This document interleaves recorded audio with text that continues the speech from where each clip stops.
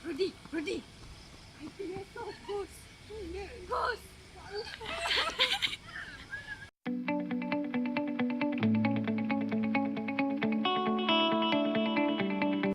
For the first case study, we need to calculate the area of the light beam. The height of the bulb from the light beam is 3.576 meter and the radius of the light beam is 7.19 meter. From this we can calculate the hypotenuse of the light beam. The hypotenuse is 3.576 squared plus 7.19 square root, and the answer is 8.03 meter for the hypotenuse. Then from this we can calculate the area of the light beam by using this formula. A equal to pi r squared, pi multiply 7.9 squared, and the answer is 162.41 meter squared for the area of the light beam. So for the second step, we need to calculate the area of the lid. We can see the shape of the lid is just like a trapezium. So we can calculate the area by using this formula. A equal to 1 over 2 multiplied by A plus B multiplied by height. So the answer A over 2 multiplied by 168 plus 139 multiplied by 83.7 meter and the answer is 12849 meter squared for the area of the lake. So from the Google Earth, the lake water area is 4149.19 meter squared, and the area of the area that don't have to be covered by light is 3698.73 meter. So the area that should be covered by light is 12849 meter squared minus 4149.19 meter squared minus by 3698.73 meter squared, and the answer is 401.808 meter squared for the area that should be covered by light. Only 8 lamps are functioning at the lake, so 162.41 for a single lamp of the area. So 162.41 multiplied by 8, the answer is 1299.28 meter squared is the area that covered by lights. So the number of lamps should be used is for 5001.08 divided by 162.41 meters squared. So the answer is 31 lamps should be used to illuminate the area of the lake. So the new illuminated area is 31 multiplied by 162.41 meters. So the answer is 4.34.71 meter squared. And we can prove the answer is right or no. New percentage of the area illuminated is 5.034.71 divided by 5001.808 multiplied by 100. So the answer is 100.76% is covered by the light.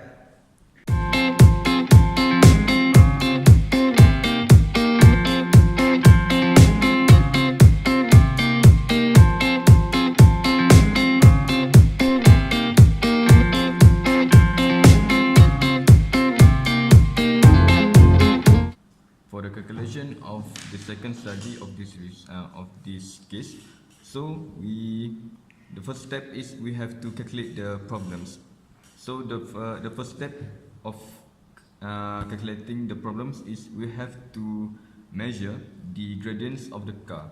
So we take 4 cars for our experiment, for our research, which is Volvo, Axia, Wajah and Vios. So to find the gradient of these cars, we measure the x, which is the distance between the bumper and the tire, and y, which is the height of the bumper. So to find the gradient of these cars, we use the M formula, the gradient formula, which is y1 minus y2 over x1 minus x2. So this is the data that we measured from these cars, and this is the gradient of this car. So the first gradient of the first car is negative 0.32 Axial is negative 0.35, Wajah negative 0.49, and Vios is negative 0.4. Yeah. So the second step for calculating the problems is we have to find the gradient of the road slope. So we calculate, and this is 2 points that we get. So the first point is here, this is the road, and this is the x, and this is the y. So the first point is 102, and its y is 149. So the first point is here, and the second point is 153 and 130. So to find the gradients, we use the gradient formula again. So 149 minus 130 over 102 minus 153, which is the gradient for the road slope is negative 0.37. So the third step is we have to compare between the gradients of the cars and the gradient of the road slope. So Volvo, its gradient is negative 0.32, and the road slope its gradient is negative 0.37. So we put modulus, and we have both of these numbers in positive. So the bigger number between these two, we use the comparison. So the road slope is bigger than the gradient of the car of Volvo.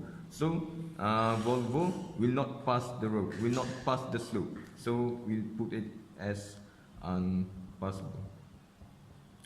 The second car, we put again modulus, and we have the road slope. The gradient of the road slope is bigger again than axial, so it's also unpassable. The third car, Wajah, modulus, and we have Wajah. The gradient of Wajah is bigger than the gradient of the slope, so it is possible. And the last car is, put modulus over here, and we have its gradient is also bigger than the road slope, so it is also possible. So and then so we have to calculate for the solution. Next, so the first step to find the solution for this problem is we have to lower down the gradient of the road slope. So how to do that is we take the original point of the slope, which is 102 and 149. This is the first point, and this is the second point, 153 and 130. So to lower down the gradient of the road slope, we have to keep the first point the same as the original, and we have to and we suggest to increase the second point, which is 153 and 130, by 4% of its original.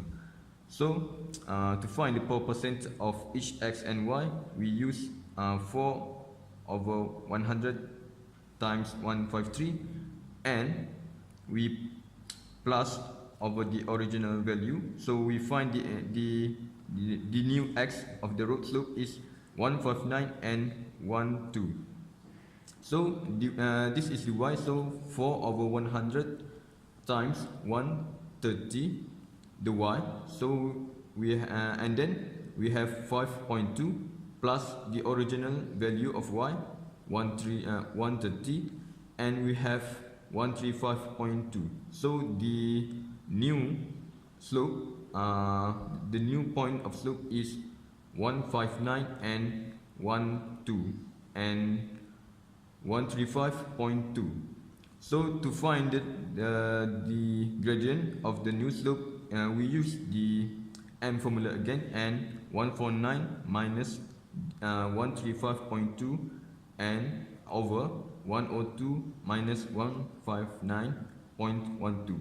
So we have the new gradient of the new slope is negative 0.24. And so the last step is we have to compare the gradients of the cars and the gradient of the new slope. So we take the first car Volvo, which is its gradient is -0.32, and we put modulus over these two numbers, and we find that Volvo, the gradient of Volvo is bigger than the gradient of the new slope. So the car will be possible to go along the road.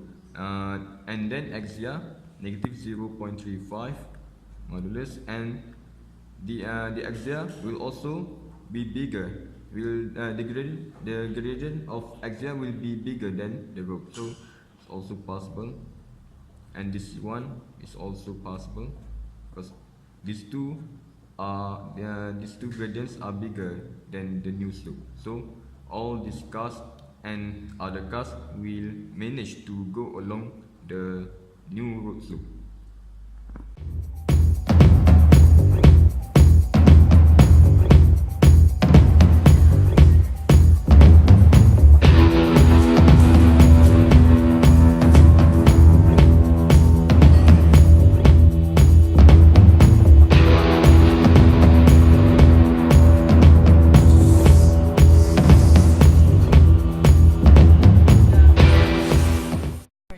So this is how we calculate to prove that it's the problem.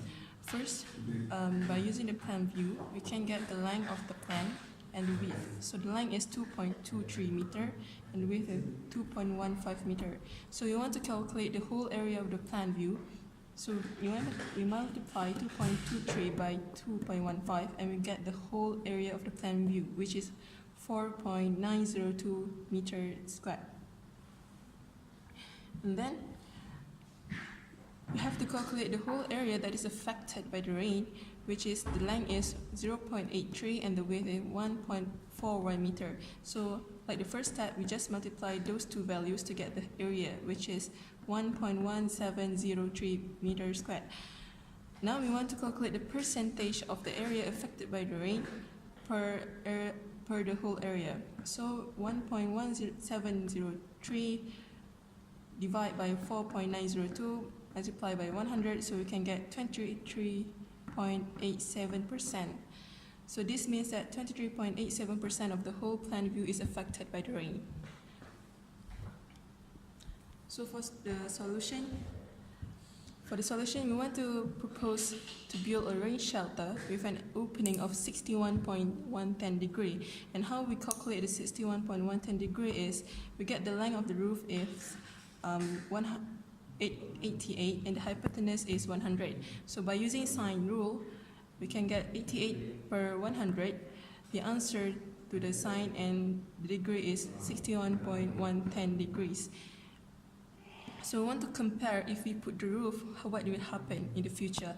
So we go to the fourth floor and calculate the area affected by the rain. So we get that the area affected by the rain is 0.324 meters squared. And the percentage is 6.61%, which means if we install the roof, we can reduce the percentage area of rain affected area from 23.87% to 6.61%.